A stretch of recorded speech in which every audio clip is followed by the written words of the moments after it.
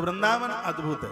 वृंदावन की धरती बहुत वंदनीय है, बहुत बहुत प्रणाम करने के लायक है। आज ब्रजवासियों ने वृंदावन में प्रवेश किया। गोपियों ने क्या क्या देखा? गोपियों ने भगवान के सिर पर मयूर पंख देखा, मोर पंख। अपने घर में मोर पंख, जिस घर में छोटे छोटे बच्चे हैं वो घर में मोर पंख जरूर रखें।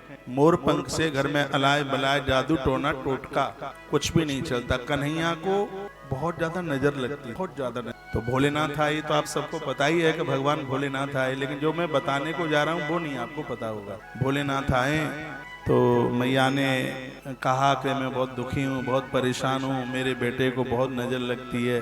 तो भोले बाबा ने कहा एक उपाय है मेरे पास मैया, यदि तू कर ले तो। मैया ने कहा बता दो।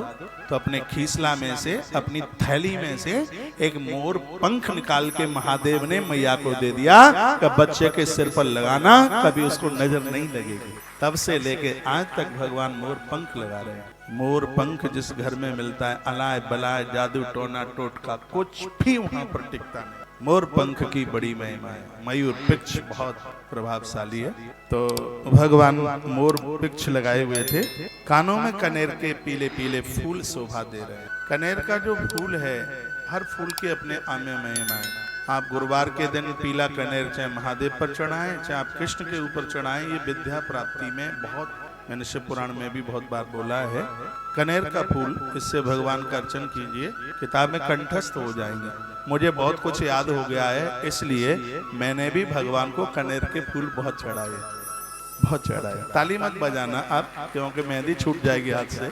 मैंने बहुत पीले कनेर के फूल से भगवान का बहुत अर्चन किया है, बहुत पूजा की, तो उसका प्रभाव मैंने देखा है। तो भगवान अपने कान में पीले पीले कनेर के फूल, शरीर पर सुनहरा सा पीतांबर पीला वस्त्र। भगवान पीले वस्त्र से बहुत राजी होते हैं, बहुत खुश होते हैं। फिर आप तो चाहे जैसा ही पहना देते हैं। तो भगवान को पीला पीत बहुत प्रिय है।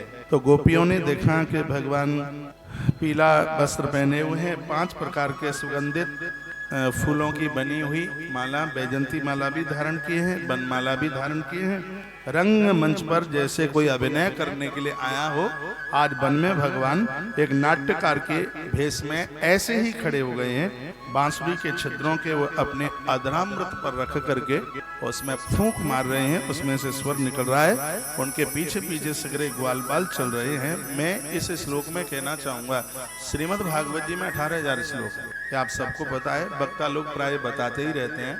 और ये भी कहा जाता है कि भगवान व्यास ने 18,000 श्लोक लिखे।